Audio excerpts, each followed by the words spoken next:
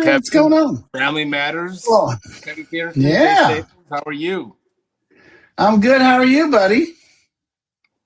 Oh, I'm sure I could find something to complain about, but no one wants to listen anyway. Plus, I don't want to complain and get an invoice for your family therapy, so I'll just keep it in like I always do. So, yeah, well, the meter's running, so just be clear. Yeah. And I have yet to pay an invoice, as you know. So, anyway, we do this to the best of our ability. Family Matters, sponsored by the one and only Jaywalker Lodge.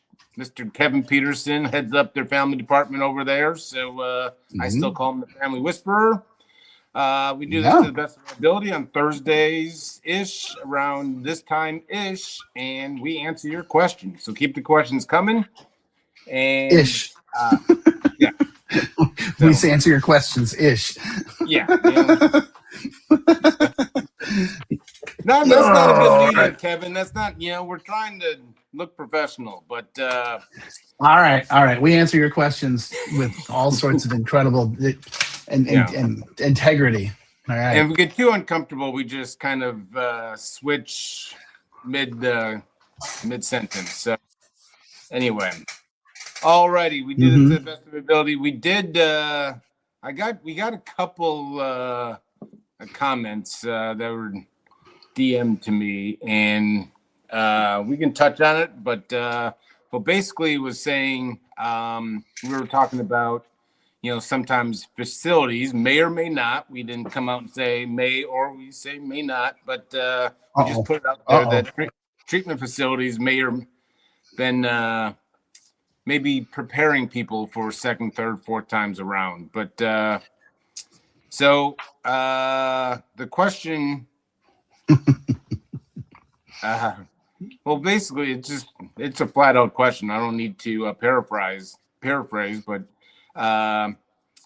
they were saying, are you guys saying there's a financial incentive in keeping treatment episodes instead of long-term family integrated care? Are you saying there's the financial investment in keeping or having clients and families return to you?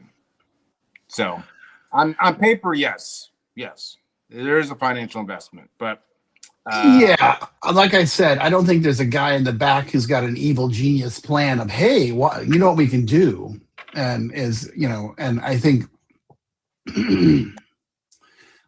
the thing, I'm going to sort of sidestep this because I'm a therapist, and that's not a therapy question, and I want to stay in my lane. Okay, I've been thinking about this since our last talk. I was like, ooh, I think I might have steered out of my lane a little bit there. Welcome to my life. Yeah. Okay, so here's where I come from, and let me stay in my lane.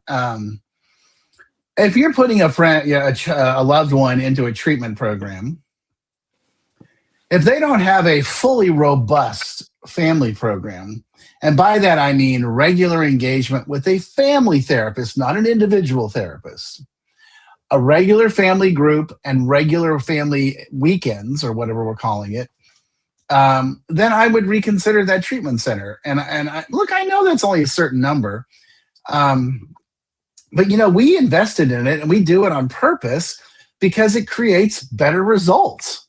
We tell families, sure, everyone thinks we're a 90-day program. We're not. We're a 9-month or a 12-month program.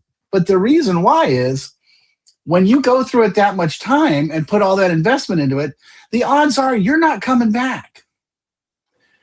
A lot of our clients have, they're repeat customers, or they've done 30-day programs, or my other favorite is, well, we put them into an IOP program and that didn't work. I'm like, yeah, of course not. So again, I'm going to very neatly sidestep that answer about that question. But my answer is, well, if I were you, I would be looking for a program that has a robust family program and is longer than 30 days. Yeah. And I realize the pushback on that is going to be insurance, et cetera, et cetera. And I understand that. I understand that there's financial situation, and I completely get that. But there are programs that'll do 30 inpatient and then do PHP, IOP, they'll come at you with, this is not a 30-day program. So that's my answer.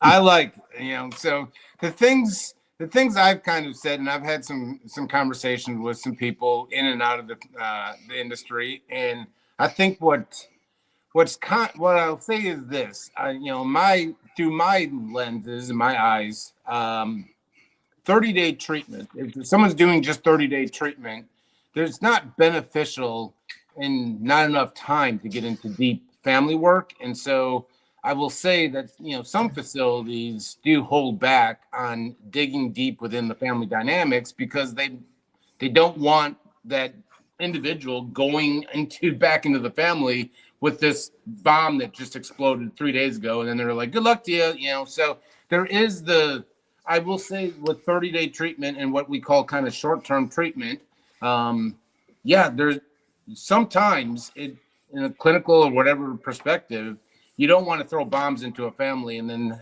discharge that guy 3 days later.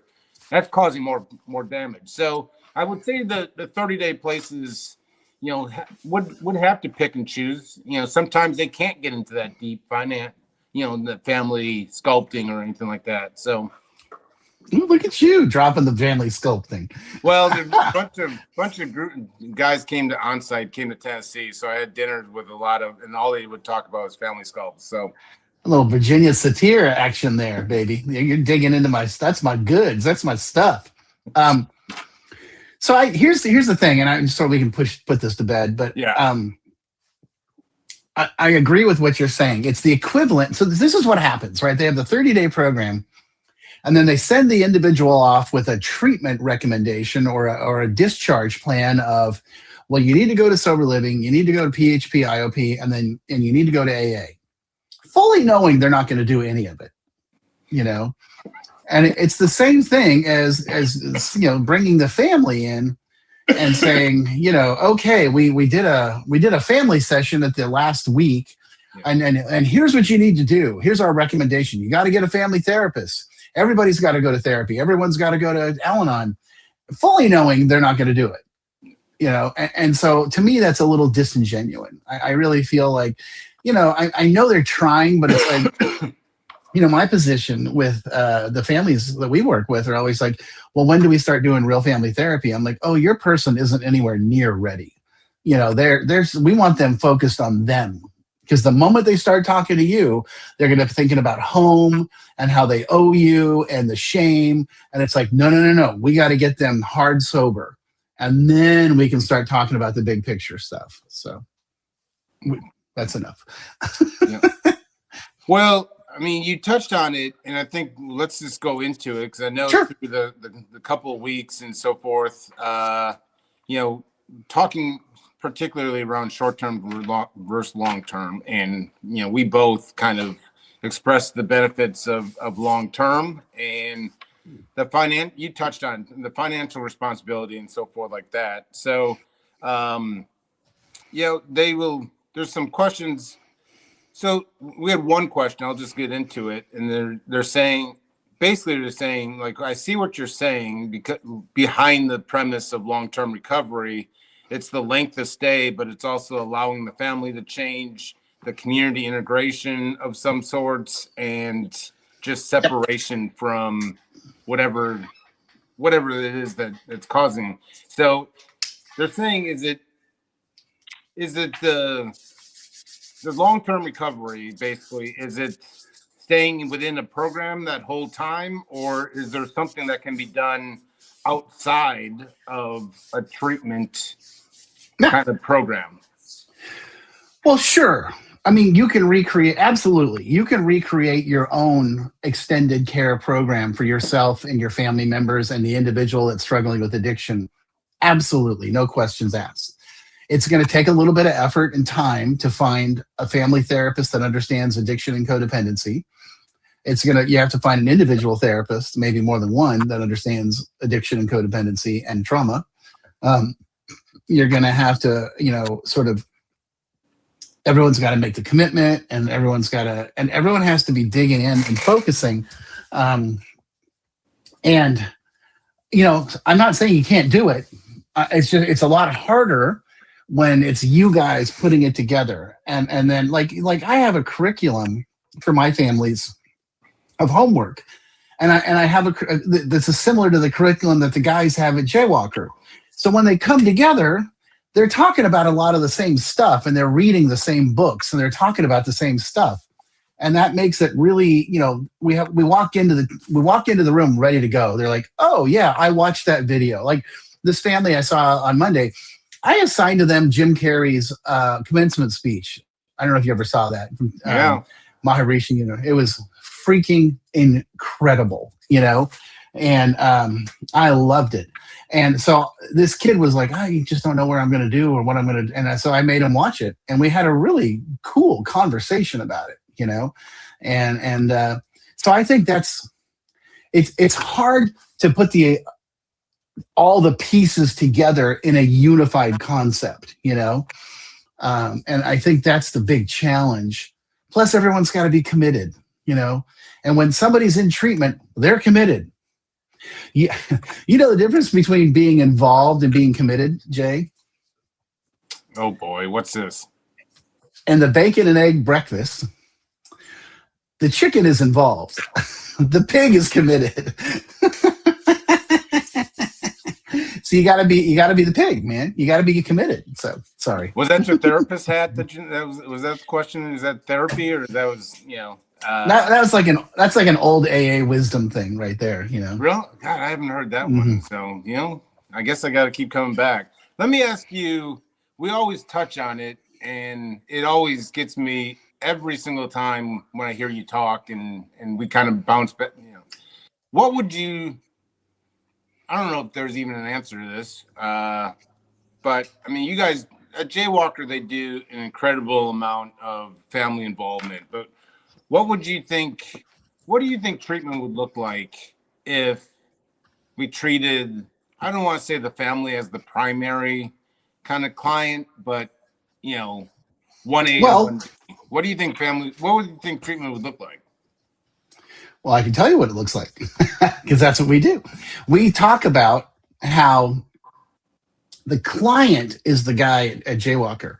The customer is the family, and we take that really seriously. And because we know if the customer, if the family system isn't on board with changing, the guy doesn't stand a chance. He won't have any support. And I don't mean like they're against him, but he's just going to be out there by himself, sort of sailing across the ocean solo. And eventually he's going to freak out a little bit. But if you have the entire family system engaged in the process of recovery and education and therapy, all of a sudden, we're having different conversations at the dinner table, and Thanksgiving and Christmas and, dinner, those are different, right? They're not drunk fests, and they're more along the lines of, hey, let's all hang together and see how things go, and talk about things. And it's, I was telling my sponsor on Tuesday, we were having this really deep discussion and we were laughing, and I said, I just came here to quit drinking. And you people made me start doing all this other stuff. And he's cracking up. He's like, yeah, I know, right? Amen. Amen. What the hell? But what would it look like? It would look like, okay, in a perfect world, we would keep our clients for a year, just no questions asked. And the families would be engaged, and it would be mandatory for everyone to be doing a little bit of individual therapy. We'd be, after a certain time, we'd be doing serious family therapy. To be totally blunt, a lot of times, let's say it's a guy in his 20s or 30s, what becomes evident quickly is we really need to be doing some couples therapy, not with him, because what's happening is the stuff's starting to surface, right? And so that tends to be the bigger question. There's, like, you were just at Onsite, there's these week or 2 week long trauma camps and survivors at the Meadows and all the other places that do amazing stuff like that. If it was up to me, that would be a mandatory thing for all family members, And when they start with, I don't have any trauma, I'm like, well, you've been living with this guy for 30 years. That ain't fun. So that's what it would look like. So I don't know what it is about you, but you trigger some. I got two questions. I think that we've skipped over probably months and months ago. This is all me basically, but Okay. we're a team. But it triggered. I mean, my memory, and so I got two. We'll start. Now I just forgot them. Oh, there's some people that have reached out through the course, and maybe it's because there's not an actual question, it's basically just a statement. But I'll ask you, Mr. Family Director at Jaywalker, how do you decide who's involved in the family kind of component and so forth like that? And because I will preface this by saying what caused it is there's some people, and I don't remember, but we can just say maybe an ex-wife, an ex, and or maybe a current, how do you, what's the decision that goes into who's all involved? Because some people may or may not feel left out. Like, why am I not part of this? I'm in his or her life. Yeah, no, that's a great question. And so, what we do, right? What I do is I do family sessions with the families. And they always ask that. I've got couple of kids in college. There's an aunt and an uncle, and and there's a cousin who's actually like his brother. And I'm like, absolutely, I would love to have them here, and they please bring them to the Thursday night meeting, our big family group meeting. But here's the thing: they got to do the homework. Yeah, this is not a show up and bitch session, or tell drama stories. This is show up, ready to go, and what are you learning? What's the most how can you take your experience and apply it into the homework? And let me tell you, I can always tell who's not doing the homework, right? Because they show up and they're like, oh well, yeah, I mean, it's good. I'm like, come on, what's good mean? It means I haven't done it. Okay, well, I want you to understand, how would you feel if the guy who's in treatment spending all that money said, yeah, I'm not doing any of this. I'm just hanging out. You'd be pissed.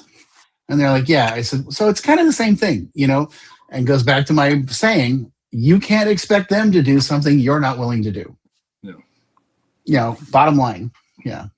Let's call the guy that refused to do homework Jay, and just sits in the back. That brings back to my school days. Like, sit in the back and then start doing homework right before the class. Like, gotten pretty good at it. Here's something that hits home with me, being with kind of, let's just say, a treatment veteran. Like, I always had clinical envy. Like, I get stuck with a counselor, and then all of a sudden, like, I hear another counselor like lead a group or talk, and I'm like, I need that counselor. I don't know why I get stuck with, whatever it may be. And actually, any counselor of mine that's looking, you guys all did your job. Don't worry about it. I complain. But so the question from the family perspective is, like, I believe this family member had went through a family program at the said facility, and they were caught off guard by saying, hey, like, other parents talking about their client loves their counselor and so forth, and all they heard from their loved one was they hated their counselor, couldn't relate to the counselor and stuff like that. So I think the question was, are all, like, what goes when a counselor lines up with a client, are all therapists, counselors the same? This is from the family. Are they all the same? And like, is it even possible that it's a luck of the draw, and like my loved one can go and get mismatched with the wrong counselor? Yeah, are all therapists created equal? And the answer is no, but that's on purpose. Okay, and so the way I can tell you the way we do things, and I really like the way we do things, is our guys come in for the first 2 weeks minimum at the landing, which is kind of like our inpatient environment where they really have a very heavy monitoring. Someone's always with them, 24/7. We have a psychologist there, Dr. Brian Daniels, who's phenomenal. This guy's absolutely incredible. And it's his job over the 2-week period to assess them and match them with the appropriate individual therapist when they transition to the lodge. So that's how we do things. I cannot imagine having someone walk into a short-term 30, 40-day, 45-day program, and then them just saying, you're going to work with Kevin. It's like, okay, who's Kevin and why am I talking to him? And, how do I know I'm comfortable with that? And so that's why I think you gotta have like a waiting period, right? There's gotta be and in that waiting period, he's obviously talking to therapists, going to groups, talking to our psychiatrist, engaging. He's not just sitting there, but then once we establish, oh, you know what, this guy is an academic, and we have a therapist who's an academic. Oh, perfect. This guy's a surfer. Oh, we got a guy who's a surfer. Fantastic. This guy's married with children. Oh, we have a therapist who's married with children. It's really critical to take the time and make the match and really make that happen. Really make that happen. Now, I have to tell you what we hear. Then what we hear is he says he's not getting enough therapy. We always have primaries and secondaries. But I'll tell you what Dennis Bollinger, our clinical director, our chief clinical officer, says. The therapy isn't what's going to keep him sober. It's his engagement in the 12-step community and his peer community and creating that bond. That's what's going to keep him sober. 5 years from now, he's not going to remember who his therapist was. He is going to remember the guys he went through treatment with and the meetings he went to and the sponsor he had. And that's the key. And it's the truth. And, do they get therapy? Yeah, they get plenty of therapy, but this tends to be one of those, summer camp problems where like, he says the food's bad. He's not getting enough therapy. He says you guys have been, they don't do anything. I'm like, okay, let's just take a deep breath and realize he doesn't want to be here. So he's just throwing cards out to see which one you'll pick up, So yeah, God, I got long answers today. Well, let's hit you with one more. Oh, God, please. We got to get this. It's been a couple of weeks. So a long email, but let's just say, here's a mom and dad that feel that they're being blamed for the relapse of their son, who has struggled a lot and been through, sounds like, several treatment episodes and so forth like that. She in turn has asked, like, what's expected of us as a family member? Like, we are not intentionally or unintentionally trying to sabotage relapse or anything like that. She has a long paragraph of saying, like, we are always willing to do whatever. We jump on calls. Do I call them? Do I wait for their call? Like, she lists a bunch of things, but she's like, what is our responsibility so that we're not being blamed for relapse? Which is a great question. It is. And I'm going to do the therapist thing. I'm not going to answer that question first. I'm going to go to the real question. To me, there's the issue behind it, right? And I want to be clear to this family and every other family that's listening, which is probably like two. You are not responsible for his relapse. You are not responsible for his drinking. You are not responsible for his drug use or his stupid decisions or his stupid behavior. That is not your responsibility. That is what has to be stopped right there. And now we're emphasizing why the family has to get into their own recovery, because she's still assuming responsibility for his behavior. And as long as she's doing that, he'll do it. He'll be like, yeah, this is your fault. You need to buy me a car. I may or may not have said that, or, this is your fault and you need to pay my rent, or this is your fault. And that's hooey. That's just BS hooey nonsense. He needs to stand on his own 2 feet and get up and get crack-a-lacking, and get into the world. And so the answer, is how do you respond to that? How do you talk to them? This is where I think it's so important for the families to be doing the family work and the homework and reading and going to, 12-step meetings and doing their own therapy and learning strong boundaries. And let's be clear, boundaries without any sort of accountability are really just words, So when he throws that back at you, you can say, wow, I hear what you're saying, and I'm really sad to hear that you relapsed, but it's not my fault. And how, what, we're willing to put you back into treatment, or we're willing to, blah, blah, blah, blah, blah, but we're not going to take responsibility for your behavior and your actions. And that's really the bottom line, is that, and we literally had this conversation this week with a family. I'm like, oh, no, no, no, no, no, no. And because they always are like, well, we want to do anything that's going to upset him. And I'm like, okay, time out, stop. That's the old system. We're all going to walk around on thin ice and make sure everything's okay, and I'm like, no, screw that. That system's over with, Now, you don't have to get mean, but you don't have to do that anymore. And that's the hard part for them, because it's years of them accommodating and learning how not to do that and pull back. So that's what we got to work on. Yeah.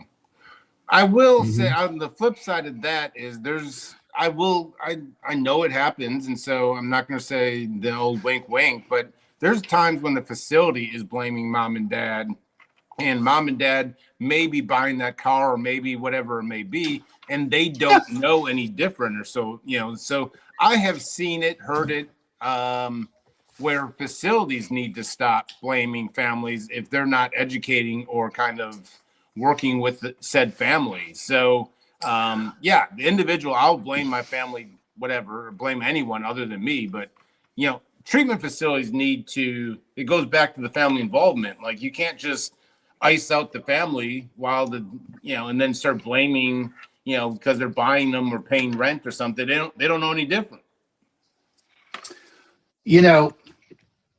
Yes, exactly. And that's, you said something that triggered me, and I was like,